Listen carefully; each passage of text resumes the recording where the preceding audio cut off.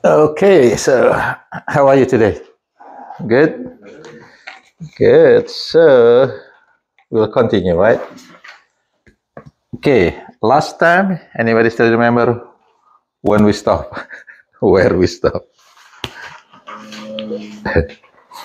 You're talking about prokaryotes. Prokaryotes, okay? Remember, we are not talking about, now talking about the biodiversity, and we start with the very primitive one, which is the prokaryote. Of course, in this nature, maybe you don't see prokaryotes with your eyes, because what? All of them are small. They are unicellular organisms. You need microscope in order to see them. But many of them is actually beneficial for us, right? They help us to kind of decompose the waste materials and also clean our water, right? You're gonna see that one. You actually making the mud ball that actually consists of microorganisms. Most of them are prokaryotes. They're able to cleanse the environment. This is what we call the bioremediation. But some of them also causing disease. So any disease that caused by microorganisms, especially prokaryote, is called the plague. Example is the plague. What is general name for pathogen? Is the name of the agents, the one that what is the name of disease that caused by organism, by mostly microorganism. There are two types of disease actually. If it is caused by organism, it's called infectious disease. If it is caused by, maybe the structure or the disorders in our body, it is called a non-infectious disease. Example, for example, heart disease. It is infectious or non-infectious? Non-infectious. Right? How about TB? How about TB? Tuberculosis? Infectious. Because what? Caused by organism. Right? That's the two type of disease, infectious and non-infectious. And now, we'll continue with the next group. Okay, remember, the next group is called eukarya. Okay, eukarya. What does eukarya mean? This is group organism that have nucleus on their cell. Okay, that's eukarya. And again, eukarya have 4 kingdoms. Okay, there are 4 kingdoms of eukarya. The most primitive one. What is the most primitive type of eukarya? This is the one, protist. Good job, protist. That's the first group of eukarya. They are very primitive. They are therefore divided into 2 subkingdoms. If they look like a plant, it's called algae. If they look like animal, it's called protozoa. Again, I review this again before we go to the protist itself today. Now, what is the next kingdom? Mycota, which is what? Fungi. Okay. We're gonna discuss also this today. So we're gonna discuss protist and mycota today. We try to finish them today. After that, we'll continue with the one that you see a lot in this nature, which is plant. And what's the last one? Animals. Okay, animalia or animals. Okay, so these are the biodiversity in this nature. Again, we already talked about the prokaryote. Now we go to the eukaryote.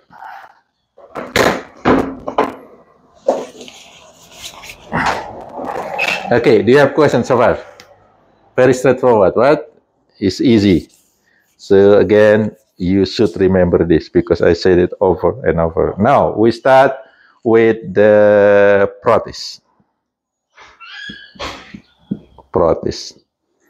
Okay? This is the most primitive eukaryote. They actually evolved from, based on the evolution, this Eukaryote evolved from prokaryote, of course, because the most or the first type of cell that evolved is actually prokaryotic cell.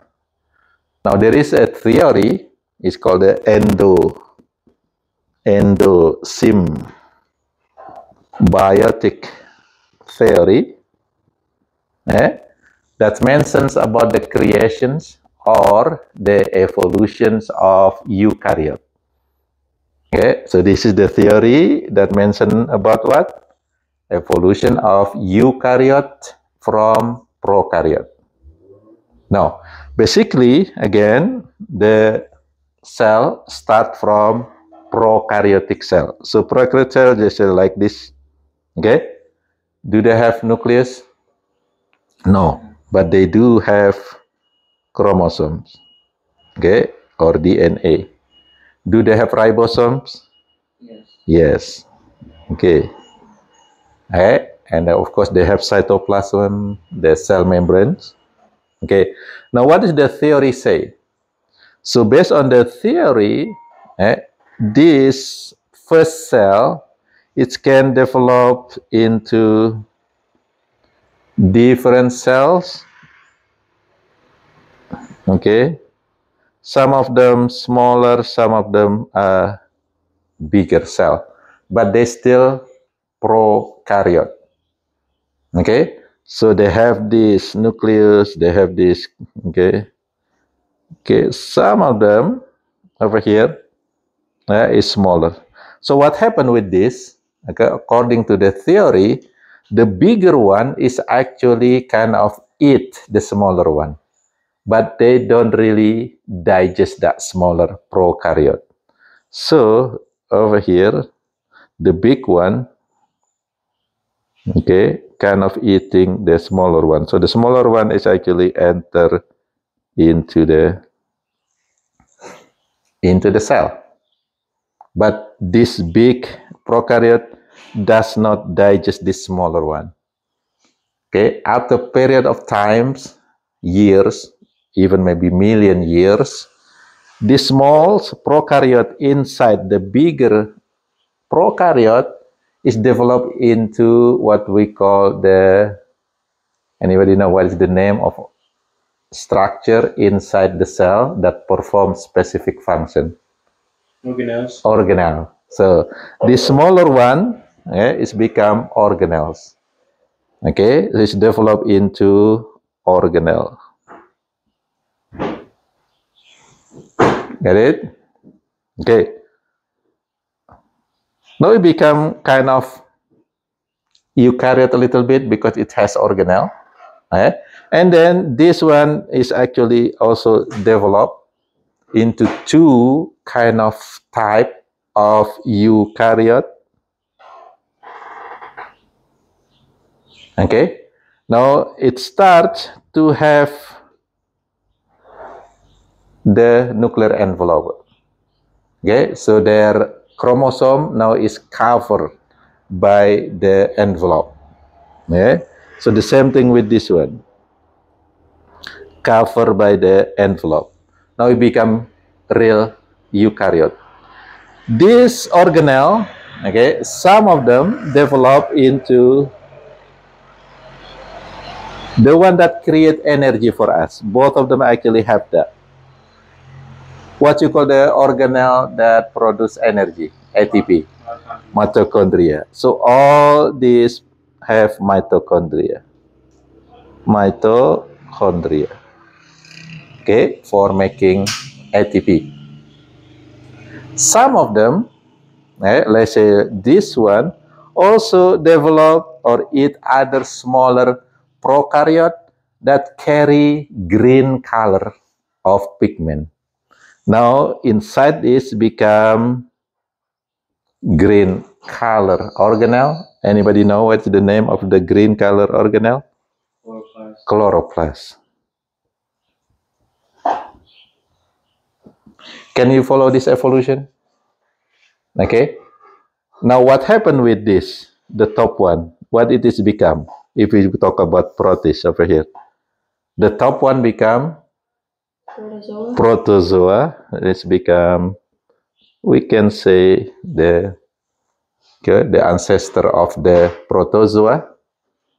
Okay, and how about the bottom one over here? This become the ancestor of algae. Algae first. Okay, because algae will develop from plant and animal will develop from protozoa. How about fungi?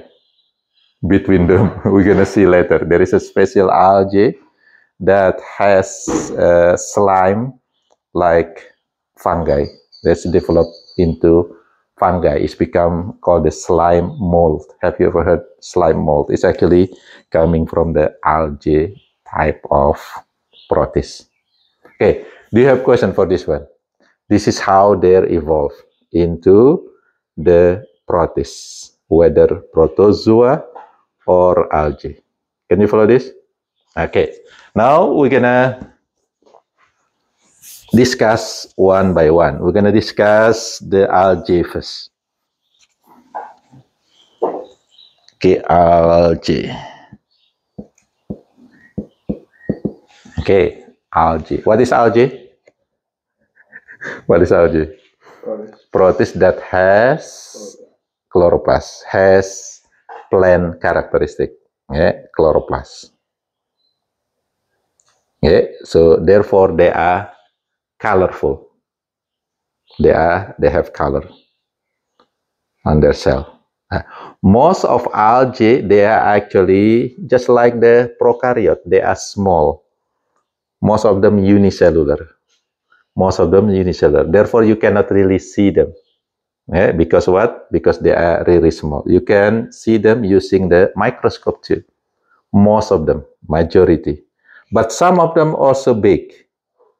If you see to the beach, you're gonna see that. But our beach don't really have this algae. So we have different type of beach over here. They don't have the algae. It's called the kelp. Have you ever heard of kelp? Which is brown algae. If you watch the Finding Nemo or Finding Dory, yeah, Dory live in the kelp, which is actually making forests under the sea. So kelp actually making forests under the sea. That's the home for Dory. So Dory, the beautiful fish. Okay, now, therefore, because they have coloration, okay, based on these colorations, it can be divided into several type of algae. So after kingdom, there is subkingdom, and then under the subkingdom, it's gonna be what? What is the lower level of phylum? Okay, or phyla, if it is many, if it is one, is phylum. Therefore, over here, this algae mainly divided into 4 phyla.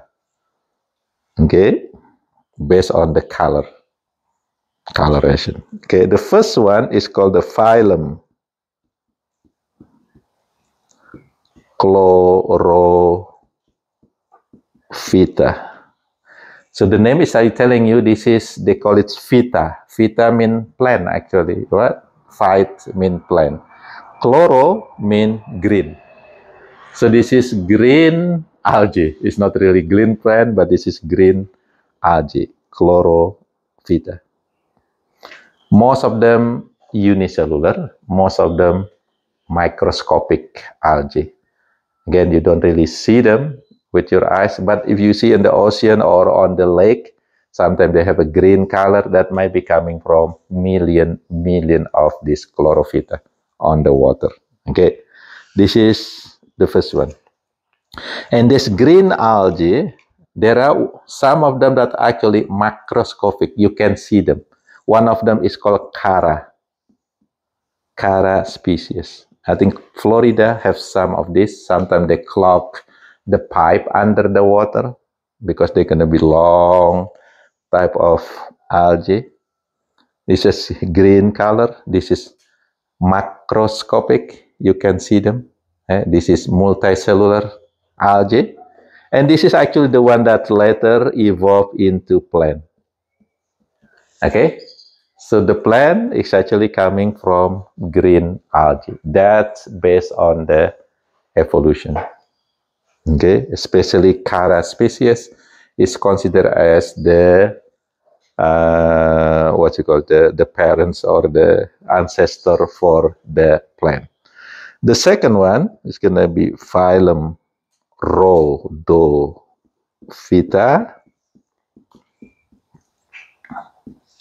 Okay, what is rhodo mean? Red. Okay, so many of them actually multicellular. What does multicellular mean? Many cell and big. You can see them. Many of them live in the coral reef. They have a very bright red color. It's called the red algae. Okay? So many of them actually used for making what we call the agar. Have you ever heard agar? Okay, so agar. If you take microbiology, okay, the media that used for growing bacteria is called the agar media. The agar is actually made of this red algae. Anybody eat sushi? The sushi, you know, the what's it called? The cover, it's actually made from the red algae. What's it called? The sushi, Seaweed. the seaweed. Yeah, the sushi prep over there is actually made of this red algae called the porphyra, a type of the algae used for making the cover or the seaweed for the sushi. So many of them macroscopic. You can see them if you snorkeling or you diving, you might see a lot of red algae under the water. The next ones, also many of them macroscopic, multicellular, is called the Pyophyta. Pyophyta. Pyo mean brown, okay, or darker algae. Okay, and the famous example, of course, the kelp. So kelp is in the group of Pyophyta. Again, unfortunately, we cannot see them in our beach yesterday in the Manuel Antonio. We don't really see the kelp over there. Okay, and then the last one is called the Chrysophyta. This is kind of golden brown, okay, yellowish brown algae, golden brown algae. Many of them are actually microscopic. They are unicellular. The most famous group is called diatoms. Okay? Diatoms is really abundant in the oceans. Okay, they are microscopic of this Chrysophyta. If you see under the microscope, you're going to see different kind of these diatoms. It's really neat actually, because one of my research when I was in Indonesia is actually, identifying diatoms. They are very, there are some of them that look like this. Okay, it's really neat. And there are some of them that look like this. This is microscopic. You have to see it under the microscope. It's really different shape, but all of them will have what we call the silica, which is a chemical or materials of these diatoms, and many of them created the beach. Some of the white beach, for example, mostly from this silica. This kind of bright white shiny materials. This is actually part of these diatoms. Okay, anybody have question for this one? Hey, again, because we don't really see them, we cannot move forward. Okay, we go to the next group. What is the next group of protists? Protozoa. Protozoa. Protozoa. Again, from the name, it is the one that become zoo later, right? Become animal. Zoo mean animal. Okay? So protozoa. This is a primitive animals. Because they are animals, then of course they have the characteristic of animal, which is they have the ability to move.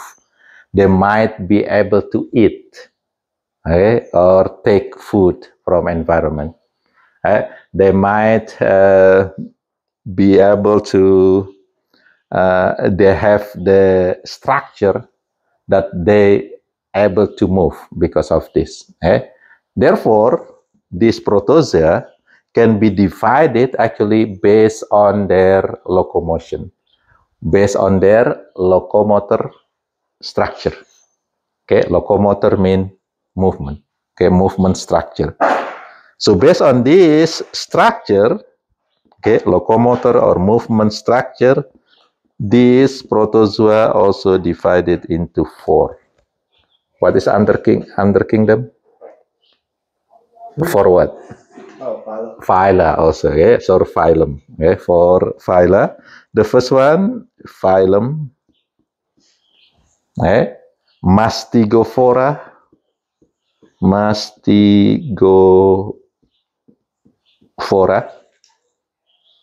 the name of the phylum.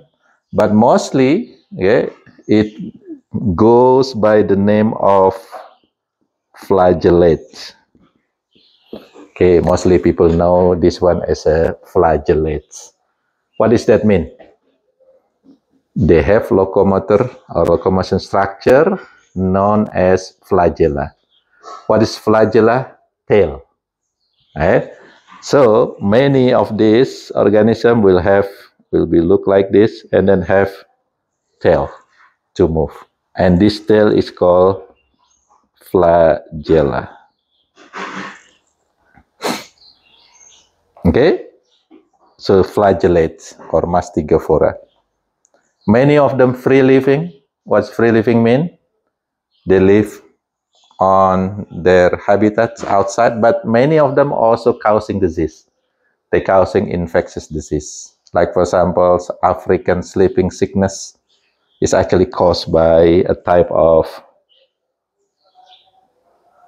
flagellate that live inside our system, in our blood. And this one is actually, let's say this is red blood cell, is actually eating or destroying our red blood cell. Okay, it's called the trypanosoma. Trypanosoma.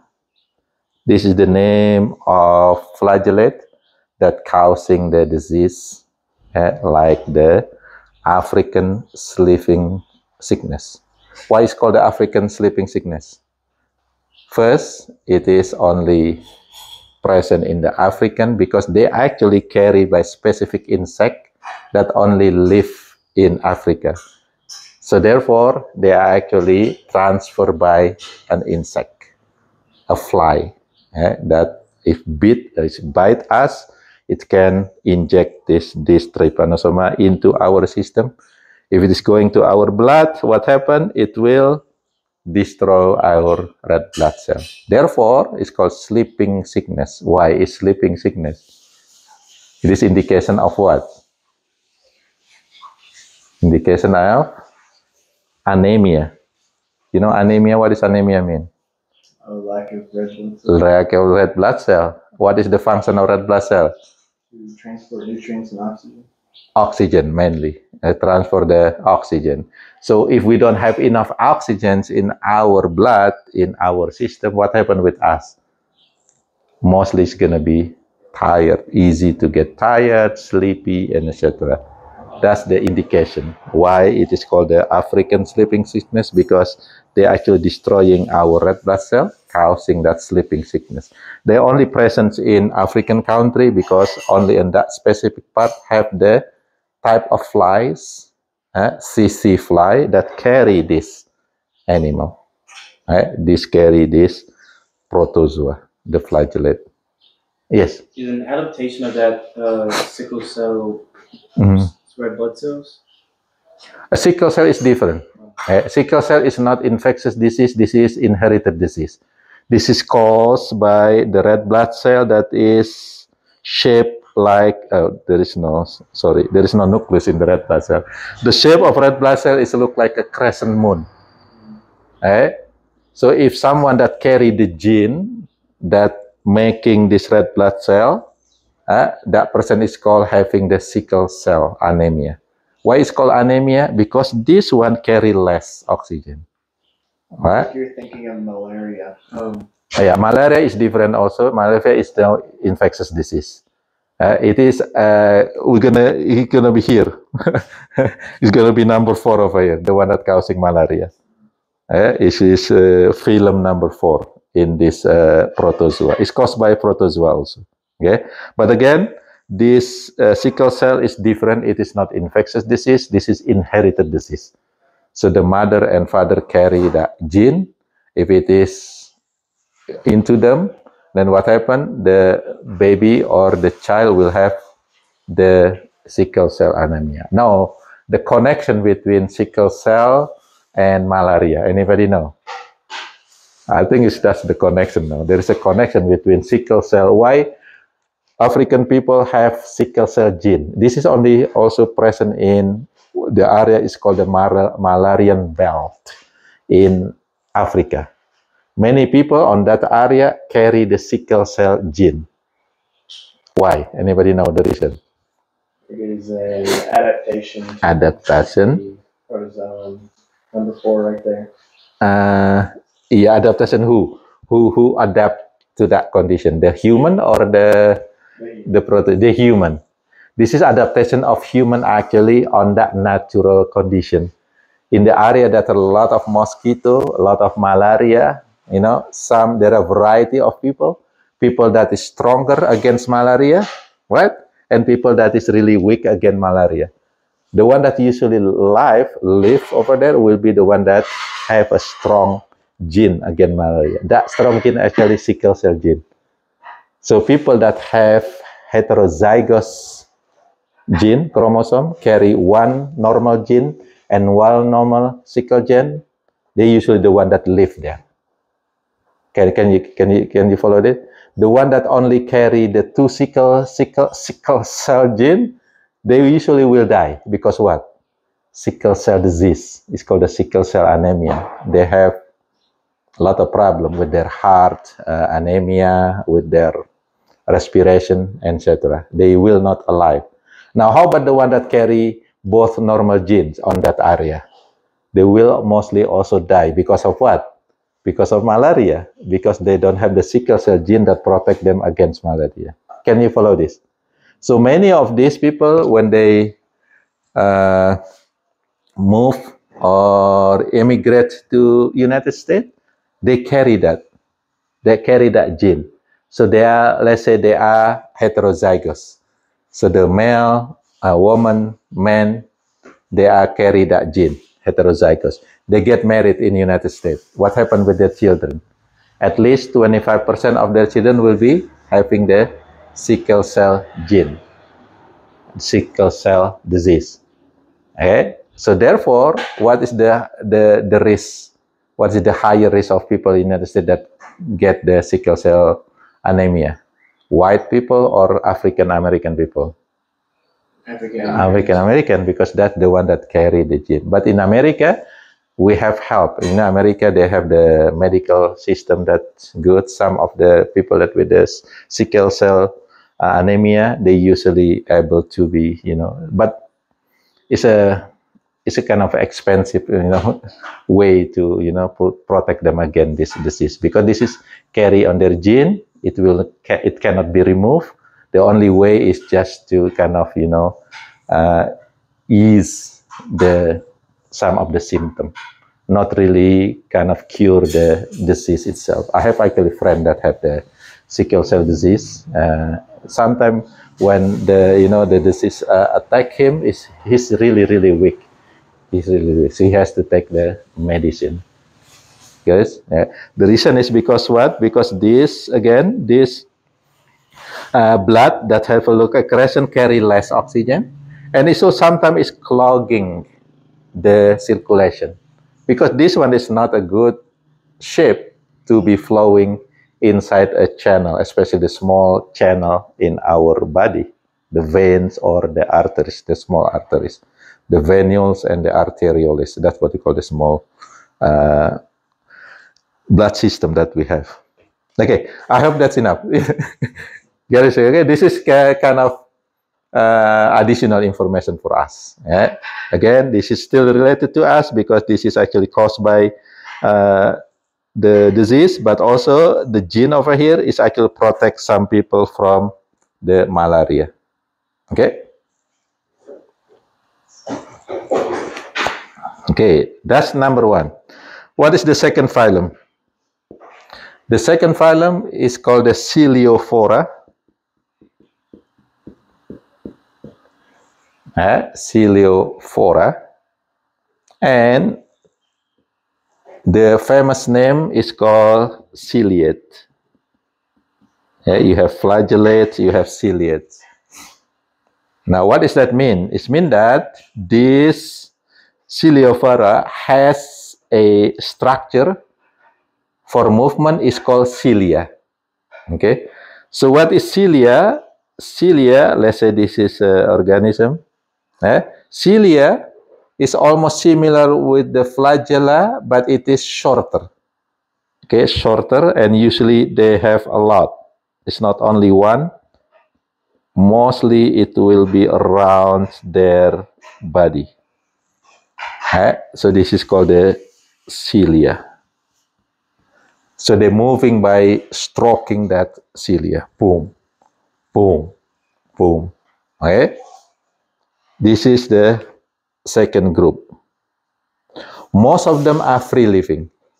They don't really cause disease, most of them. Okay? And they also have a special structure. It's called the mouth. So they're able to eat smaller protozoa. Okay, they're able to eat smaller protozoa because of this structure. Okay, that's a Coeliophora.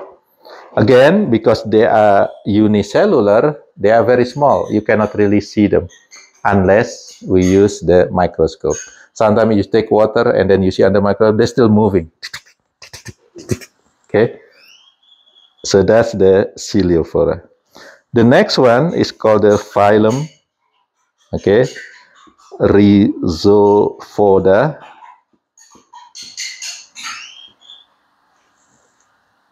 Okay, and the famous name for this one is amoeba. Okay, so amoeba, the name of the phylum is called the Rhizophoda. Now, what type of movement structure that this animal have? The movement structure is actually part of their body. Therefore, it's called the fake food, pseudopod. So let's say this is amoeba. They're going to have part of their body like that. So they're moving that way, just sliding. Okay? Like a liquid sliding to that way. And this structure over here, where they use for movement, is called pseudopoda. Pseudo mean fake. Okay, you know, pseudo money or what is pseudo scientist, fake scientist. So this is pseudopoda. Poda mean foot, legs. Okay, it's a fake foot. Example is amoeba. Okay, that's the name of the organism. Some of them can also cause disease, especially if you drink water that have amoeba in it, it can cause diarrhea. In amoeba, one of them is called the N-amoeba histolytica, which is the amoeba that can cause diarrhea in our body. Okay, so many or some of them, they are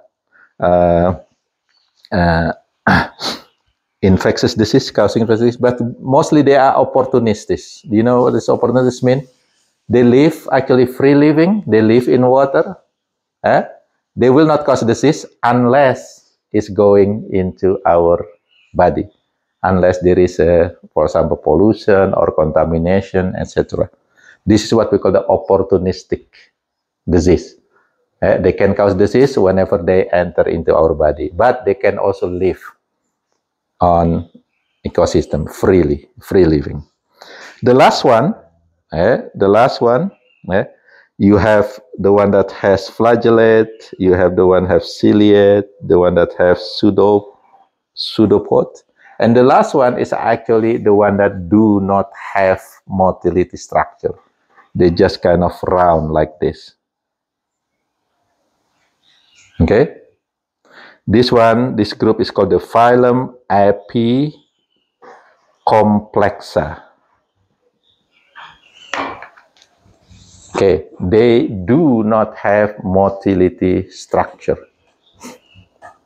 Okay, but they like animal because what? Because they don't have chloroplast. They have to take food from other. Therefore, many of them is actually flowing with the circulation. One example is the malaria protozoa. The malaria protozoa, they call Plasmodium. Okay, so Plasmodium is the name of the Apicomplexa that causing malaria. There are 4 types actually. Okay, there are Plasmodium vivax, there are Plasmodium ovale, there are Plasmodium difficile, and there are Plasmodium malariae. There are 4 types. They have different kind of sign and symptom. Okay, some of them is very bad. Within just 10 days or 7 days, it will kill the patient. And all of them will have a very high fever. That's a symptom of malaria, high fever. And this malaria, Plasmodium over here, is carried by special mosquito, not regular mosquito. There is special mosquito that carry this Plasmodium, mostly in the tropical country. Therefore, you have a malarian belt country. And that mosquito is really different than the regular one.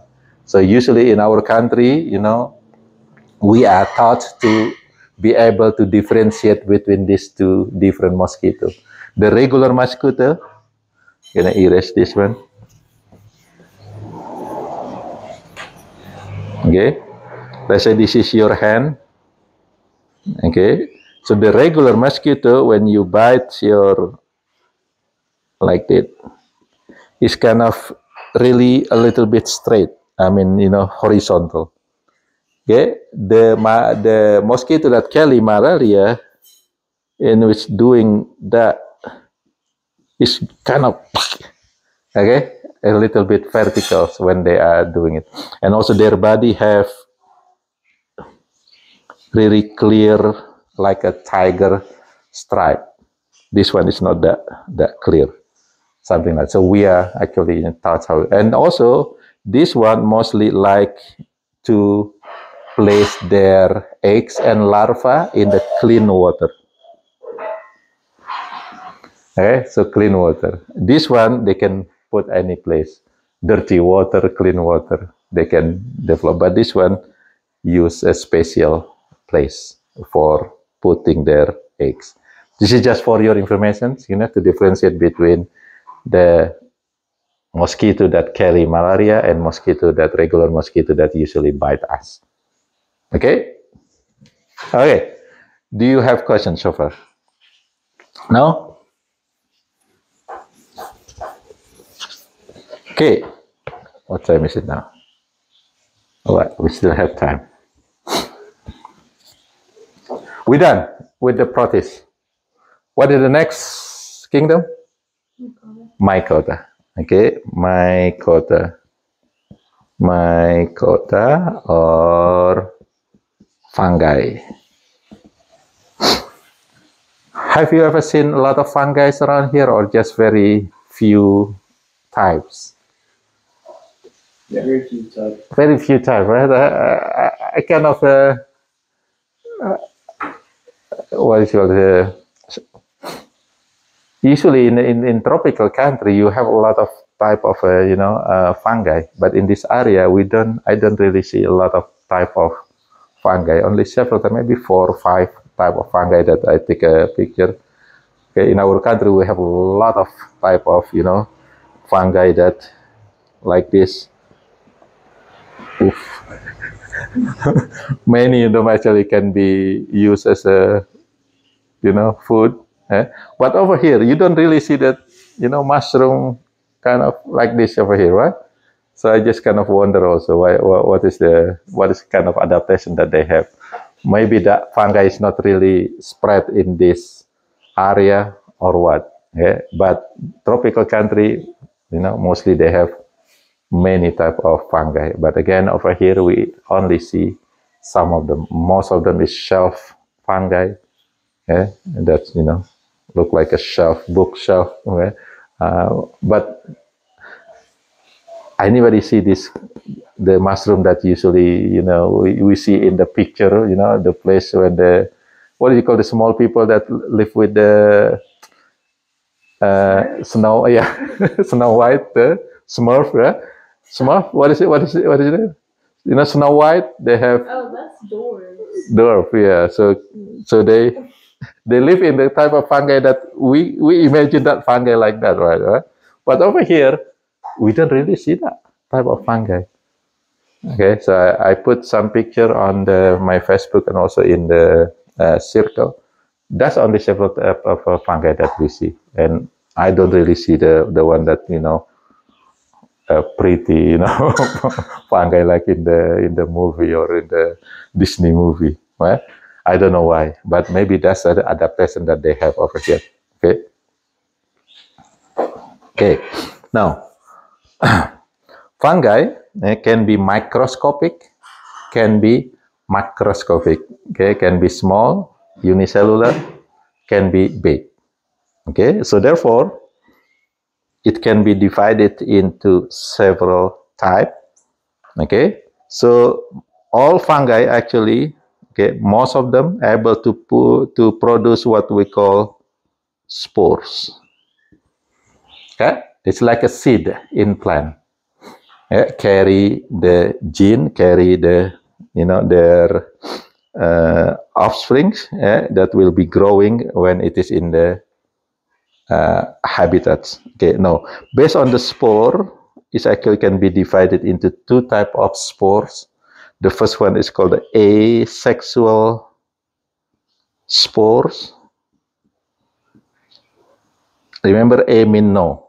Okay, this is the spore that is produced without mating, without sexual between two fungi.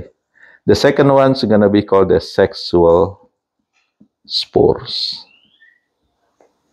Okay, so they're able to produce spores whether asexually or sexually. Okay, now what is the difference? Let's say this is a fungi. They have a body, it's called hyphae. It's called hypha, which is look like a thread. So that's actually their body. And this thread will be kind of winding one another, creating a mat, okay, like a mat structure. Okay, like a spider, You see, they have a structure of hyphae, and then this will make a structure that produce the spore. So the hyphae, some hyphae produce the spore, and then again, when it is produced, it can grow into new fungi. Okay, now the non-sexual fungi or spore is produced by the hyphae that do not mate one another. It's called a non-sexual. Now, what's the other type? Let's say you have one fungi over here. Okay, it has, maybe I'm gonna use different color.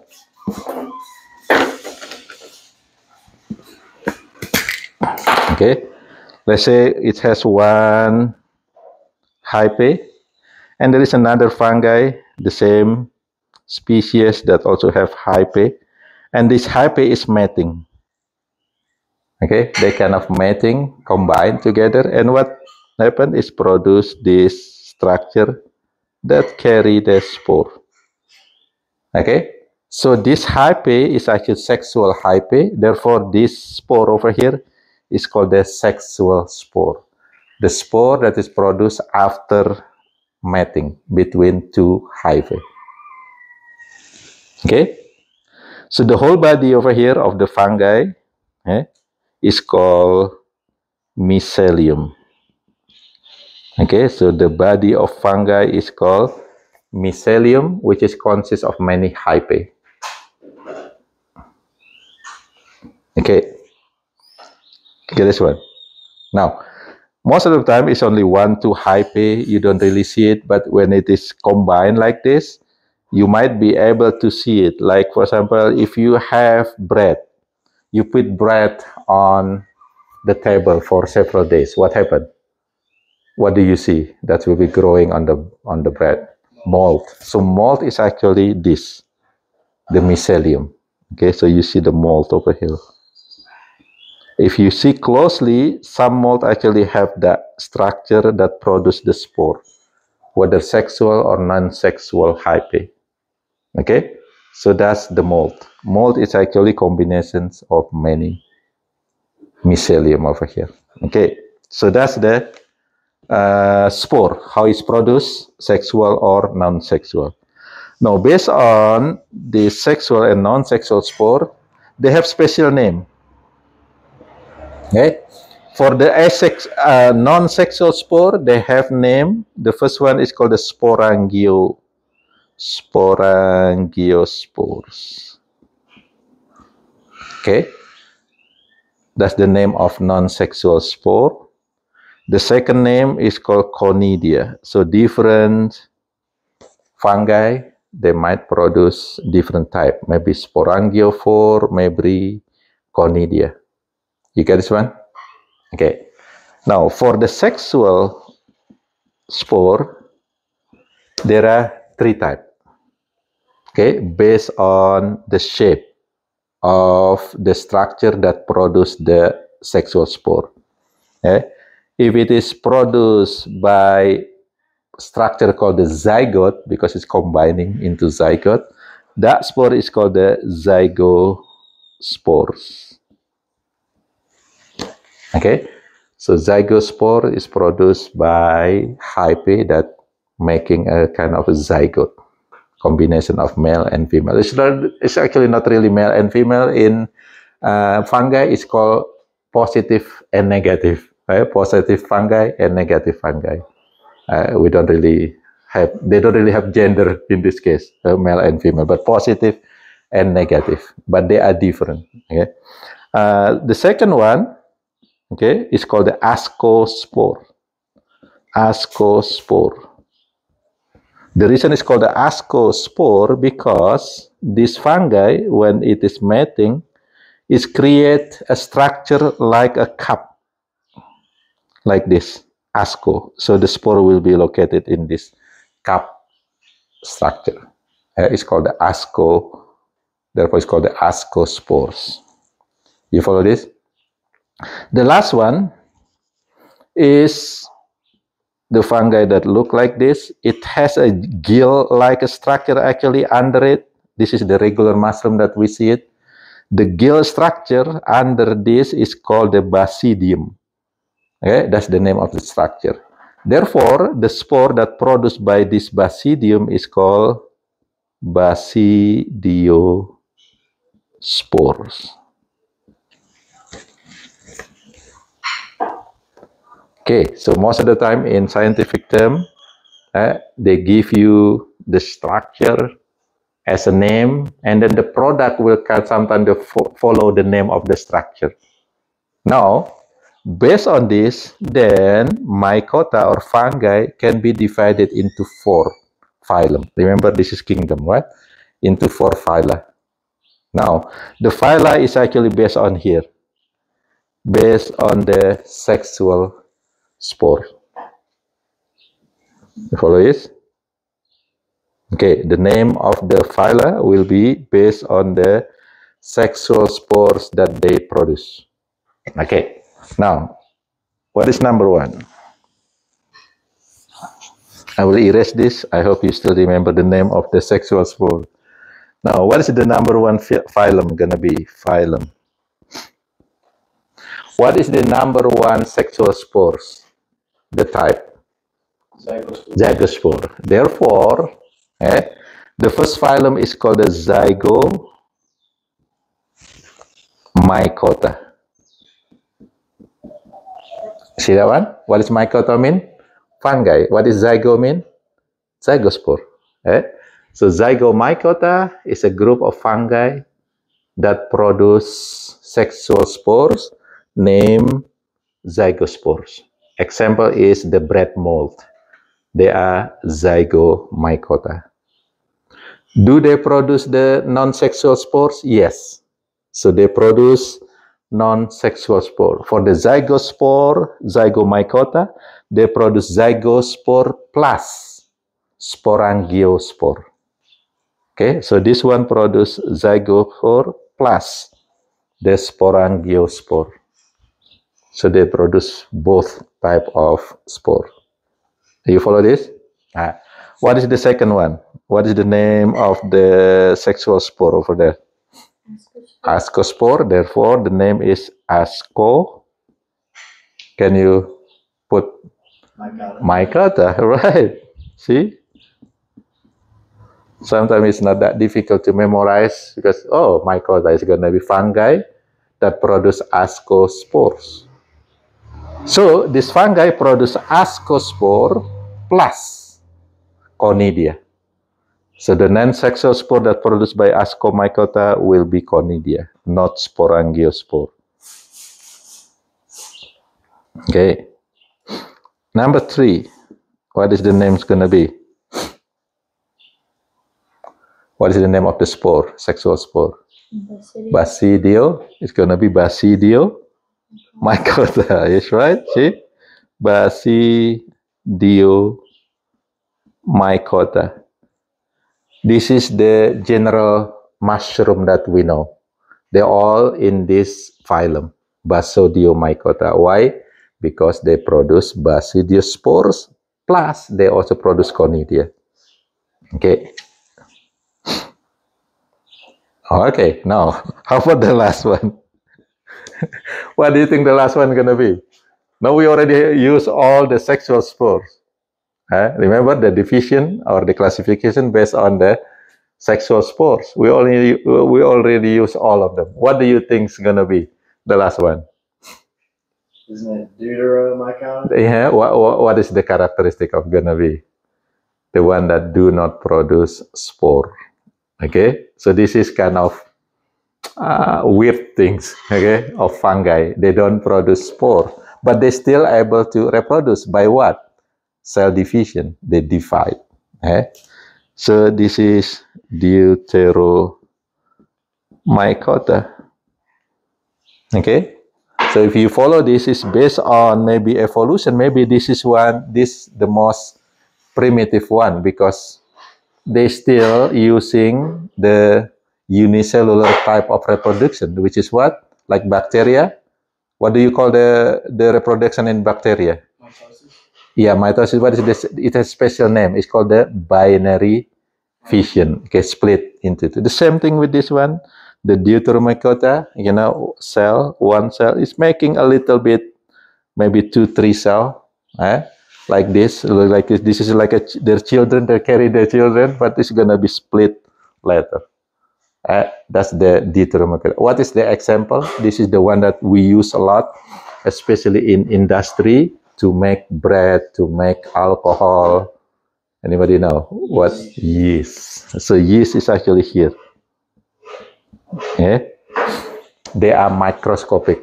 They are small. Okay, and they are kind of do not produce any spore. They just divide, or in other words, for this one is called budding. So they bud, they budding their cell. They divide their cell into several cells. Yeah, that's the fungi. The most of the one that we know, okay, the one that we see on the ecosystem, like for example, that you can see, it's mostly in the Basidiomycota, like a mushroom, what is this, puffballs, the one that's really expensive is called morel mushroom, They are actually mostly in the Basidio mycota. Okay? Anybody have question? Last one. And again, just for information, this mycota is coming from it's called the slime mold. This is actually their ancestor, which is type of algae, slime algae. So this is the one that will also produce the fungi. There is another algae that produces plant, right? It's a chlorophyta, which is the chara. This one is coming from slime mold type of algae.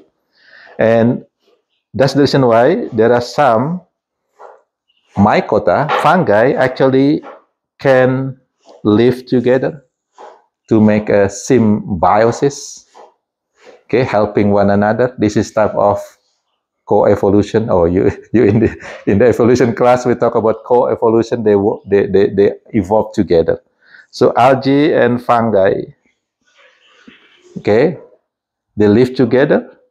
And then we saw this a lot, especially in the cloud forest and also in the clean type of environment. Anybody know what is the name of combination between algae and fungi? Lichen. Lichen. Okay.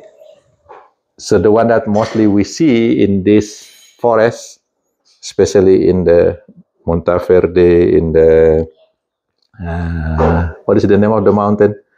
Arena Volcano. Yeah, mostly this lichen. We don't really see a lot of mushroom, but we see a lot of combination between mushroom and algae. They usually live on the bark of the tree. It's called the lichen. And again, they can be used as the indicator of clean air, clean environment. Okay. Do you have questions so far for this one? Okay, 3 more minutes. Now, I just want to have questions about what your observations in the during our exploration, especially that related to the protists, algae, protozoa, and fungi. How about you? Did you observe any things that related to our topic today? Yeah, you can always tell on all those, they call them mini ecosystems, that you can't see everything that's there, but there's a lot of bioindicators like lichen and moss, and there's always some kind of microorganism growing in that. And Okay. how you can tell that it's a healthy environment, healthy, good. Yeah, again, so our topic right now is still not really big one. You don't really see it in the nature, but some of them you see it, mushroom and the lichen. How about you? Have you observed something that related to our topic today? Yeah, I've seen a lot of like the shelf fungi that you said. Fungi, There okay. was like some orange one of that in Manuel Antonio Park. Okay, yeah. Which one has more in your observation, in Monteverde or Manuel? Probably Monteverde. Monteverde have more because what? Because they are more moist environment. It's a it's a good environment for them. How about you, Elmer? What kind?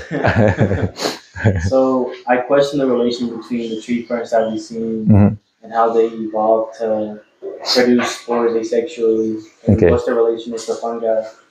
And another observation I seen was that I never really saw lichen on the tree ferns like I saw on the other trees. Okay. And then I seen the hook type of mechanism that they had. I don't know if that how they reproduce spores. Okay. So which one? The tree ferns. You're talking about the fern, not the fungi itself. Well, I was questioning whether what relation the tree ferns had to the kingdom, the fungi kingdom, whether it was a descendant from the slime mold. Oh, okay. And then I also made an observation to where I never really seen lichen on the tree ferns. Yeah. Okay, that's a good observation. I don't know either, but the ferns also produce what we call the spores, but the spores is gonna be very different. Okay, if it is in fungi, okay, mostly they are, some of them haploid, some of them diploid, but mostly in the fern, mostly they are diploid kind of spores. It's kind of different type of spore that they produce, even though still called as a spore. It's because it's not really seed yet. So when we talk about later about the plant, there are two type of plant: the seedless plant and the seed plant. The seedless plant means the one that do not produce seed. That include the fern. What they use the spore, including the moss. Moss do not produce a spore, but they have other type of reproduction later. Okay, so I don't really know the connection between the fungi and the ferns over there, but that might have some correlation between the fern and the fungi, why they don't really, grow in the fern tree. Maybe the fern tree is too dry for them. I don't know. Maybe, but that's a good observation. You can put that. Oh, our assignment is next week is about the animals. Okay, about animals. So you can put as much as possible the explanations, the adaptation. Make sure you put the structure, why the structure look like that, and then what is kind of adaptation for the natural selection or natural environment that they have. Okay, so at least kind of 10 animals, any type of animal. Yeah, do you have a question? No, not Hey, if you don't have question, my ride is over here. I cannot really walk, so they arrange me with the transportation. Okay, so I think I need your assignment. I remember the tour guide saying that the stem of the fern tree is actually the root, and that's why it kind of takes long to grow. So I don't know. It wouldn't be very adaptive if they would allow for like the fungi to live. It could be, yeah, it could be. They don't have the nutrient for that. Yeah. Lichen or fungi.